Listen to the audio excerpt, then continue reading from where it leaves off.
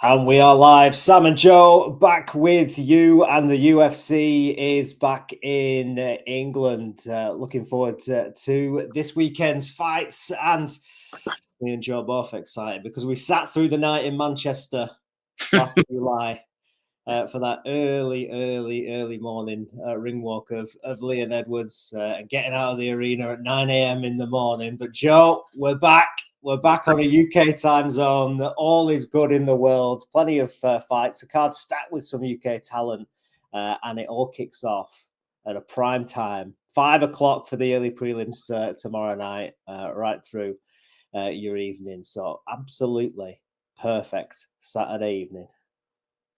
It is, Sam. I'm excited. Like you said, it's been a while. It's been a month or two, I think, since UK time. UFC fight night or event. So yeah, it's always good. I get to have a couple of Guinness and watch all the fights on a Saturday evening here, and yeah, it's brilliant. I love it. Love watching UFC when I'm not having to either wake up and my phone ruin half the fights or stay up and not get the sleep for the rest of the week. So yeah, happy Leon Edwards is back. Great fight night, actually. If you like your English fighters, loads of them all across the card. So let's get into it, Sam. Yeah, we are going to do the draft. Actually, we're just having a chat just before we started there because once again, illnesses, injuries, late pullouts have affected the draft so far this year. We had that one at the start of the year, didn't we, with the whole Makachev situation. And the fights all getting moved around there last minute. And then in this one, UFC 312, two of your picks in Curtis Blades and Chris Gutierrez both pulled out last minute. Well, not Gutierrez, his opponent pulled out, but both those fights fell through at the last minute. So it's tarnished the draft once again. I actually got 4 picks out of the 5 right on that one. So potentially somewhat of a limp victory, but I wasn't bragging about it really with those call-offs that you had. But an interesting UFC 313 last time out for Alex Pereira, Magomed Ankalaev. You had Ankalaev. That was one of your star victories. But we're talking before just briefly about Jalen Turner. And one of your picks that night, but retired afterwards. You were big on Turner going into that. Were you surprised that he hung up the gloves after that fight? Yeah, I said it. One of my worst calls I've made in the year and a half, 2 years we've done it, Sam. I've gone high on someone who's retired retired that evening. So not a brilliant call. Yeah, pretty surprised. Like I said, just someone with loads of potential, but if you've watched the fight, his heart's not in it anymore. And fighting, as they say, fighting's not a game you play with, is it? You're either all in or you're out for the safety of him. He's clearly not his be all and end all anymore. So I think when you're in that state, it was the right call. To be honest, I'm happy when fighters do that, make the smart call. Don't just take the paycheck for a couple of fights and do damage to the rest of their lives. So yeah, obviously bad call, but like the decision, and I think something that a lot of fighters should emulate really, if they are in that same circumstance. And you had Ankalaev over Pereira. Quickly thoughts on that fight and what happens next? Are you down for the rematch or not? Of course, it's a Pereira fight. You've got to be down for the rematch, unless he wants to go heavyweight. But whether they book him straight into a title fight at heavyweight, I doubt it. But if they do, I'd take the heavyweight fight versus Tom or versus John, whatever they did. To be fair, Pereira deserves whatever he wants to do. So yeah, I think otherwise, I'd love to have him one more crack. He's 37. He's got about a year and a half left. I don't want to ever say he's got anything left, but I don't imagine he's got long left in the sport. So let's just have him in a couple more fights and enjoy what Pereira's give us the last 5 years. Plenty to talk about over the last couple of weeks. But we'll crack on with the draft and maybe kick on and chat some news next week. So we're going to do the draft. It's UFC London fight night. Edwards versus Brady. A real interesting main card. But for people that might not have seen our draft before, we both pick 5 fighters each, and Joe is the man that delivers the rules that sometimes I break just because I'm a bit thick and forget. But Joe, give us the rules meeting for the draft once more. Yeah, five rounds, as you said. We both pick a fighter each round. We discuss bets and that in between, but it's a snake draft. So whoever picks first, obviously then picks second in the next round. So someone just don't get all their picks, obviously, first and straight off. So it's a snake draft. Yeah, simple as that, Sam. You obviously can't pick a fighter twice. Sorry, you can't pick we both can't pick the same fighter. So we cover 10 different fights or fighters. Hopefully we go head to head in one or two and have a bit of fun. We like a bit of competition. And yeah, simple as that. Get into it, Sam. Well, let's go. First round, the bell rings. And as soon as you had the bad luck last time, we'll let you go first in this UFC London draft. Yeah, appreciate it. I'm gonna pick my first fight. I'm gonna go. It's in the main card. I think it's the first fight of the main card, and it's a fighter I really rate. He's never quite kicked into that top gear of the division, but it's Nathaniel Wood. I think he's an outstanding fighter. Love his style. Just needs to make that impact now. He's 31. He's hitting his prime. I think he does it here versus a fight versus Morgan Schreier. I think they're setting him up. I think they're setting Nathaniel Wood to become a star. They keep trying to do it, and he just never quite has that moment. Normally, when I describe this of these fighters needing this moment, like Oban Elliott, they either get a first round knockout and start to become a star, or they retire like Jalen Turner. So it's normally one or the other for me. It's normally the two extremes, but I feel like Nathaniel Wood's hungry. I feel like like I said, I feel like he's got potential. Not potential, sorry. I feel like he's ready now to hit the top 10 of that division, and I think he needs to do it. This one, I don't think he's got that many more chances left to really push into that top 10 of the division. This is the one, Nathaniel Wood, and I think he gets a finish, Sam. Not checked the betting odds on it yet, but I'm going to go finish for Nathaniel Wood as my first round pick. Ooh, interesting. Yeah, I like it. Yeah, I think this is a good fight, one I'm looking forward to on the main card. But yeah, I don't think I'm going to be taking you on that one. I'll go for my first pick. I think I'm going to go for the Black Jag, Carlos Ulberg. And you picked him a couple of times before. He's facing Jan Blachowicz here. Jan's obviously been out for a little while with his shoulder injury. He's had some issues. He's coming back here. He's an elder statesman now of the division. Obviously, that legendary Polish power that he has. But Ulberg has passed every test so far in the UFC.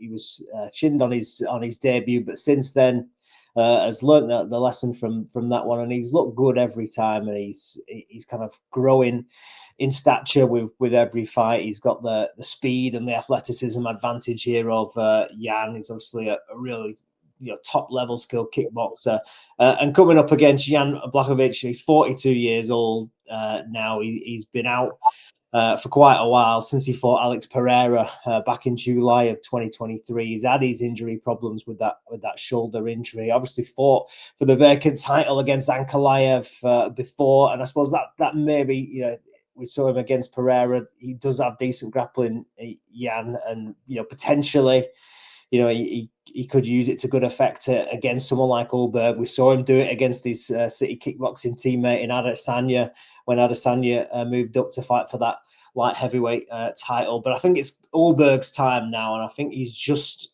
got a little bit too much at this stage for Jan, who does look good. He looks confident. Seeing him in a couple of interviews and clips and stuff this week. He seems in a good place.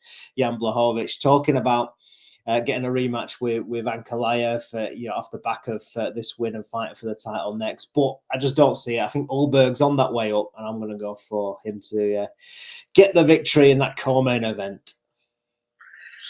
I like it. It is back to you, Sam. Snake draft. You get the next pick. Yeah, interesting to say that we weren't going to do a draft, or we're thinking about not. I'm going to go for Jordan Vucenic. as my second pick. It's England v Scotland against Chris Duncan, who's got a bit more UFC experience. Duncan is a bit of a brawler. But I think Vucenic, former Cage Warriors featherweight champion, dethroned Morgan Sherrier, who obviously fights Nathaniel Wood on this card. He's got a win over Paul Hughes as well, a win and a loss with Paul Hughes in Cage Warriors as well, Vucenic. And I think he looked good on his debut. He lost. It was short notice over in Abu Dhabi against Guram Kutaladze, who is on the prelims of this card, but he performed well that night. His boxing looked good, his grappling looked good, and he had the fight at something like 6 days' notice. Obviously, had to fly halfway across the world and make weight. And the fight was probably the last thing at the back of his mind with that week. But he performed well, and I think with a full camp here, I think he's got the skill set. He's a real patient fighter. Vucenic, he's got good boxing. He's great on the ground as well. He's got a good amount of submission wins. I think he's got 5, something like that. His last 5 wins have all been by submission. So when he takes it to the ground, he's got that killer instinct, and I think he can get it done here against Duncan, who over in America now, American top team fighter these days, is learning. Putting it together.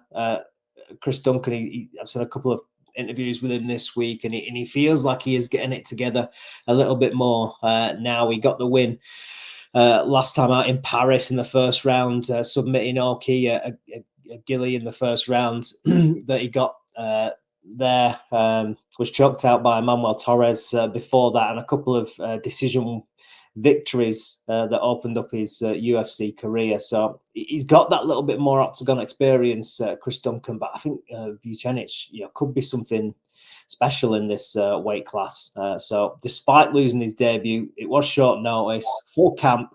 I'm going for the epidemic Jordan Vucenic to get the win here. I like it. Back to me. I like that one, Sam. I was going to go him if you didn't take him, but I'm going to go one of my new favourite fighters after the Manchester card we were at, obviously last year. He deserves a shout out. He's training partners with Tom Aspinall, heavyweight, breathing new life into division. Do I think he's going to be a top heavyweight? Yet to see. He's not too athletic, but he's a brawler. He's got a well-rounded game. He's got a great grappling game as well. His name's Mick Parkin. We watched him come off with a round 1 TKO in Manchester, Sam. That set up the event, obviously, hopefully for the big one, but didn't quite end that way. But Mick did his part for the Manchester card, started it off early and did very well, obviously. So I'm taking Mick Parkins against Marcin Tybura, a stalwart of the top 15 division, but he's 39 now. He takes a lot of damage in all of his fights, and I think Mick at 29, 10-0. I think this is his scalp to really get into that top 15 in that division that's really, really weak in general.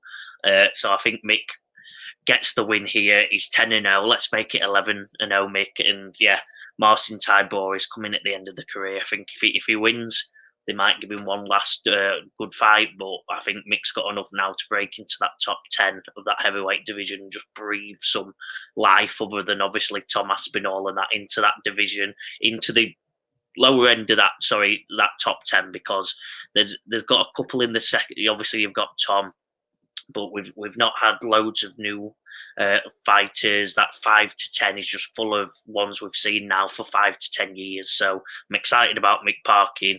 Get him in the top 10 of the heavyweight division. Let's go.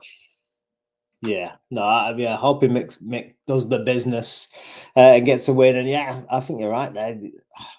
You're potentially breaking into that top 10 with a win here. And I was given an article to write a few weeks ago, and it was like naming some like potential UK stars. And he had to put Mick Parkin in there just because, like you said, he's not necessarily going to get to the title. He's not necessarily going to maybe break into the top 5, but with the win here, moving into the top 10, that still has, potentially, I mean, we've not got confirmation of a Tuivasa retirement, but if the UFC wanted to make some fun fights, Parkin v Tuivasa, Parkin v Derek Lewis, this guy is gonna, in the next year, potentially have some real fun matchups that the UFC can make for him. And I think, with his skill set, he's been pretty open that he's been quite defensive so far. Obviously got the knockout when we were in Manchester last time out, got the 100k bonus, and his life has now started to change. And I think he's gone, hasn't he, from I'm giving it a go, I just want to kind of stay in the UFC, I just want to keep winning,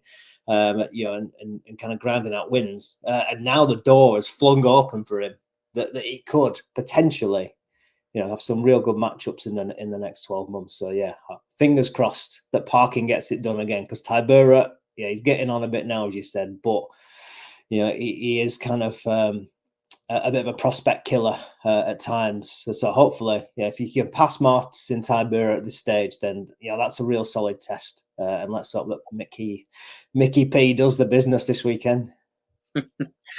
Back to me, Sam. Dive in. I'm claiming it. It's back to me, and I am taking someone who was obviously coming off a loss here, but I was quite impressed. Obviously, it's not. He showed elite toughness. I think he's learned a lot of lessons from it, and it's probably CLD, the best name. Christian Leroy Duncan. He's against Andre Pulialev. Butchered that name, so I send my apologies there. It's my best attempt, but I think we saw some weaknesses obviously in Christian's game. He likes it slow, he likes it there, and he's still at the age where he can change. He's only 29. He's been in the UFC a couple of years now. I think that RoboCop fight, it was scary at times. It was unbelievable. It was fun. It was action, but I think you've got to, I'll rephrase that. You've got to hope that he's learned a lot of lessons off that, and he's been training, getting a more well-rounded game, improved some of his grappling, improved some of his clinch work, and then obviously he's against Andre Pulialev, who's not fought in the UFC yet. Obviously, always got a pedigree when they're fighting for the first time in the UFC, but I think Christian has got enough to win this one. I think they like him. They've always given him some exciting fights, and I think they're going to try get him a win here to start building up and start getting a middleweight Englishman again who can go and have the fights and go attract the crowds for a fight night, for stuff in the future. And I think Christian's actually got the potential to do it because he's got a fun fight style, can knock people out. He just needs to put the rest of his game together, and he's still at the right age that he can. Nice. All right, so it's back to me for the next pick, and I'm going to go a fight I'm looking forward to, actually. It's the Merseyside Gym Derby. It's Colin Loughran against Nathan Fletcher. I'm going to go for Nathan Fletcher to get a win here. Again, a bit like my other pick in Vucenic. He's made his UFC debut at short notice. He did get a win, though. He submitted Ramaska in September at the Apex. And again, this was a short notice call-up. He was on the Ultimate Fighter in the last series. He lost in the quarterfinal against Khan Offley. And afterwards, they found out that he'd actually broken his leg during the fight. The scans revealed. So he went home, recovered, obviously out of the show. And then got this late notice, week to go call up to fight in the Apex. Had a little bit of a testing kind of 2 minutes in that fight, but then really passed the test. Came through second round, arm triangle submission. Looked good, showed his toughness, showed his skills. Again, he's another submission artist coming out of the same gym as Paddy Pimblett and Molly McCann in Next Gen. And he fights Colin Loughran here. Again, another man with a little bit more UFC experience. I think he's 3 or 4 fights deep in the UFC so far. But we saw him last time out. He lost to Jake Hadley, UFC 304 in Manchester. he's quite short and stocky for the division. A bit of a battering ram, a bulldozer with his style. He's had 3 fights in the UFC. He's lost 2 of them. He's got 1 win against Angel Pacheco. Lost his debut against Taylor Lopez back in 2023. So he's not got the momentum yet, Loughran in the UFC. And I think Fletcher just looks to have again that skill advantage, that athleticism advantage. As I said, he is a real submission artist, coming off Cage Warriors. Out of his 8 wins on Cage Warriors, 6 wins by submission for Fletcher. So again, he's another man. When it hits the ground, he's got the killer instinct. And Loughran, obviously from Belfast originally. These two actually fought in Belfast as amateurs 7 years ago on a small hall show. Now Loughran trains in Liverpool at Four Corners. So it is a proper gym derby, this one in Liverpool. And I think Fletcher can get the win. Like it, Sam. It is. It's round number 4, and it's back to you.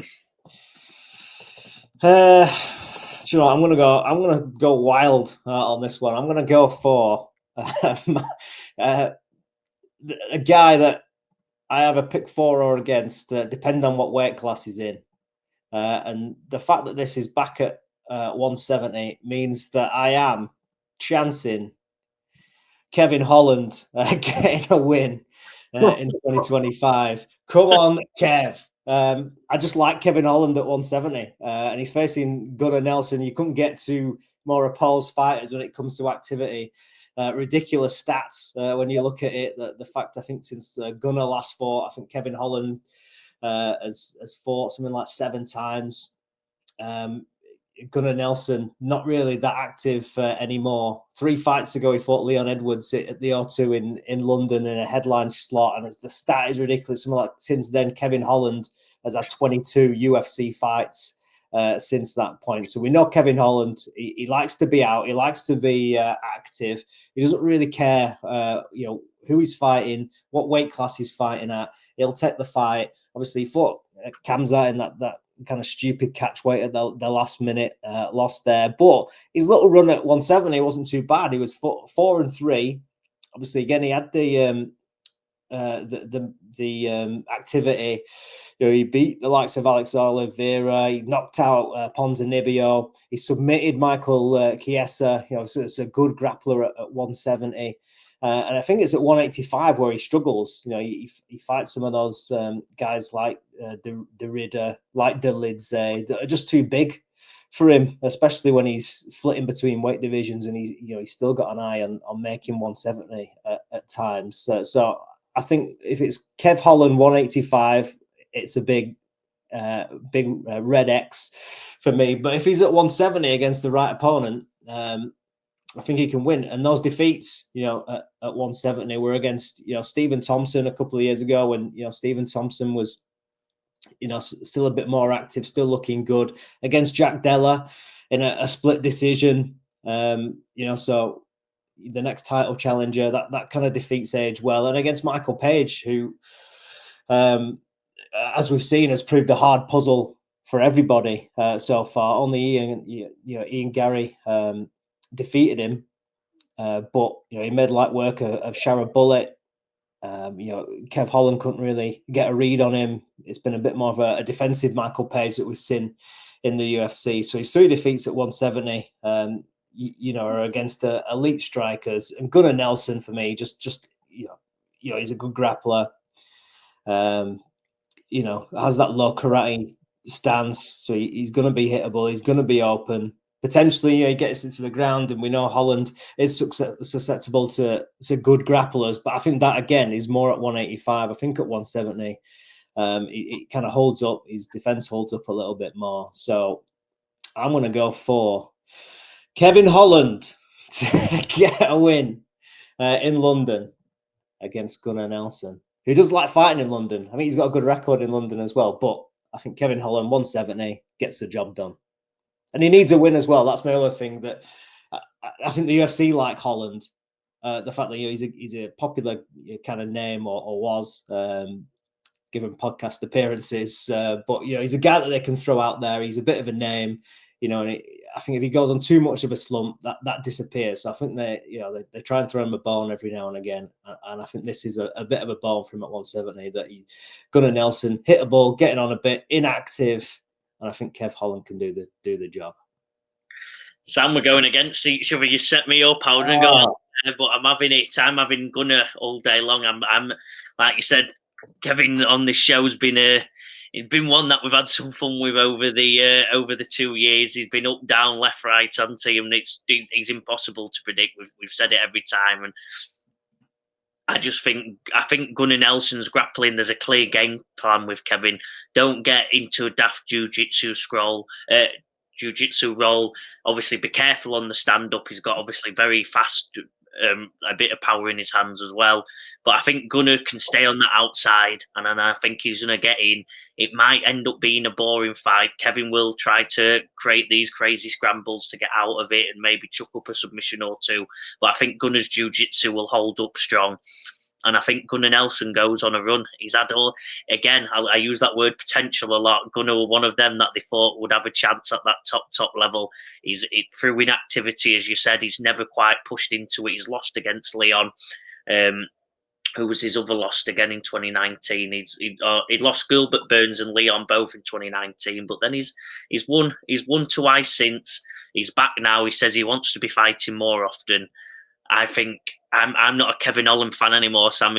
My patience with him's gone. You've still got a bit of hope left. I'm gone with Kevin. I've, like I said, predicted him too many times, too many losses, and like I said, he looks a bit unstable. Sam, and them podcasts, I know you mentioned it slightly there. He's off on one. He's not quite. He don't seem quite mentally on it like he used to be, even though we were crazy. But let's. I think Gunnar's got this one. I think he's got one final run, Gunnar. I don't think obviously he's champion status at this point. I don't think he's anything close. But can he put a few wins together and end his career on a high? Yes, he can, and he does it by defeating Kevin Holland on Saturday night. Like it. A bit back and forth. The first head-to-head of this draft. So where are we now? Into the 5th round. Yeah, so I believe me to go, is it? Or is it you? I think it's back to you. Back to me, and I'm going to take I've got to go the main event, and I've got to go, obviously, the man who let us down in Manchester. I'm going Rocky. I'm going Leon Rocky Edwards to beat Sean Brady. I think Sean's he's 17-1. Obviously, don't get beat easily, but his last couple of fights, I don't think are at the standard. Obviously, not at the standard of Leon. He lost versus Bilal. Did Sean? Obviously, as we've seen, so did Leon. But Leon's got a lot of wrongs and a lot of criticism to right correctly here, to right wrong, because he obviously naturally looked sluggish. He always looks a bit sluggish in his fights. He's very slow and doesn't like to commit and just pieces away. Obviously, if it comes to a 5th round, he starts throwing a bit more, but he needs to get rid of that. And I think the Bilal fight probably has made him address it. He's got away with it twice versus Usman. He obviously didn't get away with it, and versus Colby. He's got this thing, he just don't like to push too much, and I think that's the bit he has to get rid of. If we see that same Leon, yes, Sean might win, but surely you'd hope that he finally makes a couple of changes, just speeds up, has a bit more energy about his performance, and obviously, as we know, if Leon is on, he can beat anyone in the world. So I think he has enough, and he's going to go beat Sean Brady in the main event and right Manchester wrong and have an English fight with passion in his heart. It's a brave call. A brave call. I think that's braver than my Kevin Holland one, to be honest. Do you know what? I was going to go somewhere else, but I'm going to take you on with old Sean Brady to beat Leon. In the 5th round. I'd love to see Leon go on another round, and I'd love to believe that he comes out and he's a different Leon, and he throws a lot more, and he's, and kind of, not for the wrong way to put it, but I think in terms of stylistically fulfills his potential, because obviously he's fulfilled his potential in terms of winning the belt and stuff. But like you said, there are some performances. He's got so many decision wins on there. He's showed obviously with the Usman KO and some other performances that he's more than capable of taking more chances, taking more risks, and looking spectacular. He has got a fantastic skill set for mixed martial arts. He's a great striker, really slick. Maybe he's had been a bit unlucky that he's kept coming up against these grapplers, and he's had to refine his game a little bit more, and maybe had to be a bit more defensive to avoid being taken down a lot by the likes of Usman and people like that. So, but I think you can get stuck in a rut, and I've seen a lot of people this week saying, "Oh, that now the belt's gone. Leonie's got nothing to lose." But still, I think this is just a bad matchup for Leon Edwards. To right the wrong of Manchester, he's got to face essentially, a Bilal Mark II in Sean Brady. He's going to come out. He's going to like Bilal, mix it up, plenty of high pressure, grappling. He said himself, he weaponizes the grind, Sean Brady. And if he can get some early success against Leon in that department, I just fear that the ghosts of Manchester start coming back, and he looks in a bit of a happier place, Leon. But that sometimes concerns me, like that when you see them that after a bad loss, when a fighter's a little bit too happy, and it's going to be his career best performance and all the right words, but then when it comes to the actual action in the octagon, that it doesn't quite happen for them. I think we've seen that a little bit with Adesanya. He's kind of lost some of the fights that he's lost now, and I think I just don't know whether there is that deep burning desire from Edwards to get back to the top. I don't know. But we'll see. And Sean Brady, I think he's just a real tough opponent. I would have loved to see the Jack Della Maddalena fight for Leon Edwards, and that would have been a real fantastic occasion. Win or lose, it would have been great to see that stylistic matchup for Leon. But I just don't like the Brady matchup at all. I think it's similar to Bilal. Obviously, the first fight with Bilal, and he was having success, Leon, but in that fight, and the early morning ring walk, I assume, as he says, did play quite a big factor, and maybe we'll see a completely different Leon, like you say. But I'm not convinced, so I'm going to go for Sean Brady, who's improved since that Bilal loss. He's put in a couple of really good back-to-back performances. Like you said, he's only lost once in his career. He takes the game really seriously. He's hungry. Just become a father 4 weeks out. When he got the call, literally his child had been born a couple of days. So he's kind of got that new lease of life, something else to fight for. He's already on this pursuit of wanting to be the best and becoming champion. Now he's got something else to fight for. He gets the phone call. It's 4 weeks. It's Leon Edwards. It's the number one guy in the world. And I think Sean Brady comes to England, and I think he upsets Leon, unfortunately, for the second time. I just can't. I'm just not confident about Leon Edwards this weekend. Love to be proven wrong, though. Let's have it, Sam. They're locked in. The fights are happening Saturday evening. I'll be about 5 or 6 Guinness in by the time we figure out who's the winner. But if I'm winning, I'll sure be messaging you anyway. Yeah, good. Give us your the rundown. The Team Joe. Team Joe. So my first pick was Nathaniel Wood. Second pick was Mick Parkin. Third pick, Christian Leroy Duncan. Fourth pick, Gunnar Nelson. And fifth pick, Leon Rocky Edwards to beat Sean Brady. Let's have it, Sam. Yeah, I went for Carlos Ulberg as my first pick. Jordan Vucenic, Nathan Fletcher, Kevin Holland, and Sean Brady to beat Leon Edwards, just to take on Joe. So we've got a couple of head-to-heads there. So interesting card ahead in London. Perfect timing for us. As Joe said, he's going to be absolutely smashed by the main event. Yeah, I might be too. But yeah, thanks very much for watching. We'll catch up next week. We're going to do a show and maybe review what we've seen in London at some point.